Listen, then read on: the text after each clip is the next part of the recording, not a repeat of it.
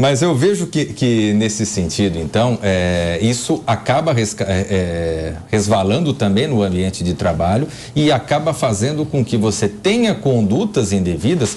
Talvez até não seja nesse montante todo, você tenha denúncia vazia, até compreendo que tenha, mas realmente um volume tão significativo mostra que, de fato, nesse calor, nesse afã de se posicionar politicamente, você passou a ter, sim, uma série de condutas que foram acima da medida, muitas delas, concordo com você, Pavinato, muitas delas até mais caracterizadas como assédio moral do que como assédio eleitoral, mas que acabam sendo contabilizadas nessa conta e que devem ser punidas por parte dos órgãos de fiscalização. Da mesma forma que, hoje em dia, com mais acesso à informação, você tem a própria punição que já é feita pelo próprio empregado, que diante de uma medida daquela já vai e acaba promovendo a denúncia. E esses números, a divulgação desses casos, de alguma forma, estimula, de alguma forma, empodera os empregados para que venham a denunciar esse tipo de prática. Cristiano, vamos pegar um exemplo nosso que a gente trabalha com mídia. Sim.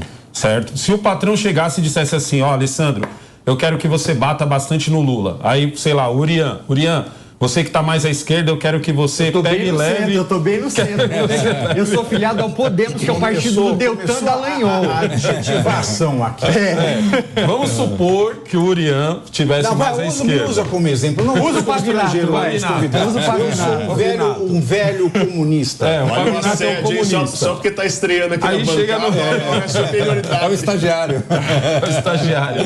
Aí o Pavinato já é mais à esquerda, aí o patrão chega e diz assim, Pavinato, pega leve com o Bolsonaro, porque a gente precisa que ele ganhe e tal coisa. Isso seria o assédio ou tipo, mas porque eu falo assim, porque a gente está na frente.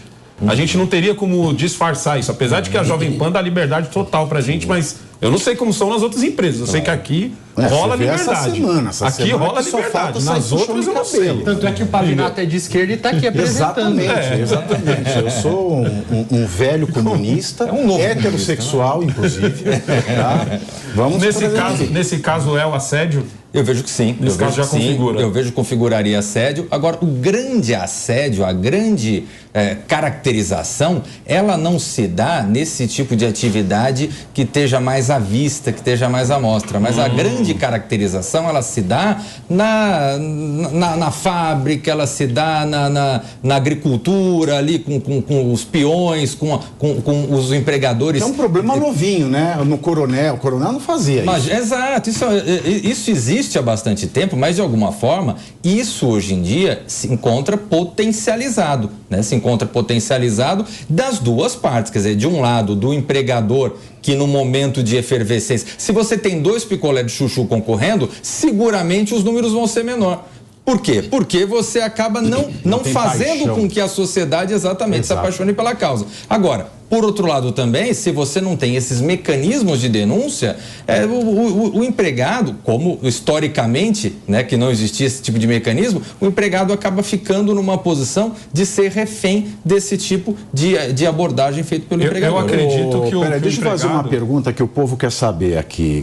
O povo quer saber do Bissoli, eu estou recebendo aqui. O povo quer saber se esse tipo de assédio, ele é julgado pela Justiça do Trabalho ou pela Justiça Eleitoral? Pavinato, a gente pode ter ambos os desdobramentos. Não sou advogado trabalhista, mas certamente esse tipo de conduta dentro do ambiente de trabalho gera lá uma discussão de direito trabalhista. E no eleitoral, com certeza.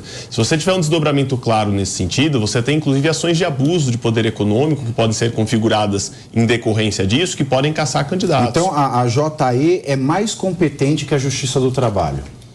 Eu entendo que quando se fala da questão do assédio eleitoral, sim, porque isso vai trazer uma repercussão no pleito eleitoral. A democracia está sendo afrontada com esse tipo de conduta. Então, me parece que numa discussão aí de forma mais objetiva e ampla, a Justiça Eleitoral tem que ter um olhar mais cuidadoso, por isso as denúncias são geralmente na Justiça Eleitoral, sem prejuízo de que lá no esfera trabalhista também se tenha a devida apuração. Porque você veja, a gente não tem uma competência clara. Eu perguntei, como eu já sou em antanhos, eu lidei muito com minha primeira pós-graduação, foi em Direito do Trabalho.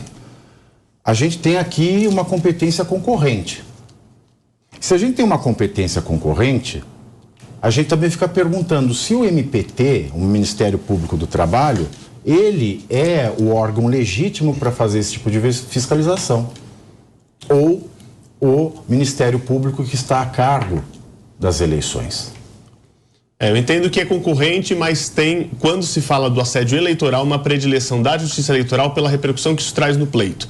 Nós estamos falando de duas coisas: o direito do trabalhador que está sendo violado com assédio, e isso pode e deve ser apurado no âmbito trabalhista individual, mas acima de tudo, se comprovado o chamado assédio eleitoral, a democracia está sendo afetada por isso, as eleições estão sendo afetadas por isso. Não tem como a Justiça Eleitoral fazer vista grossa e não interferir numa análise de algo que está interferindo no resultado das eleições. E, só para todo mundo entender, então, dessa explicação aqui do Dr. Bissoli, a Justiça Eleitoral vai servir para punir o empregador que cometer o assédio eleitoral, mas não indenizar o trabalhador. Já a Justiça do Trabalho vai indenizar o trabalhador que comprovar que sofreu esse assédio moral a título de assédio moral, porque é uma indenização por dano moral. Podemos seguir adiante? Nesse caso, o empregado vai se vingar votando no outro.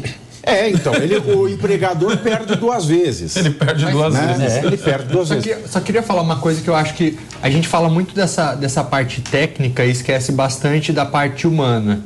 Porque as eleições, principalmente num país tão desigual como o Brasil, sejam talvez aquele único dia do ano em que o poder de decisão daquela pessoa que talvez não tenha tanto estudo, não teve muitas oportunidades na vida, mas o voto dela vale o mesmo do que daquele dono daquela fábrica.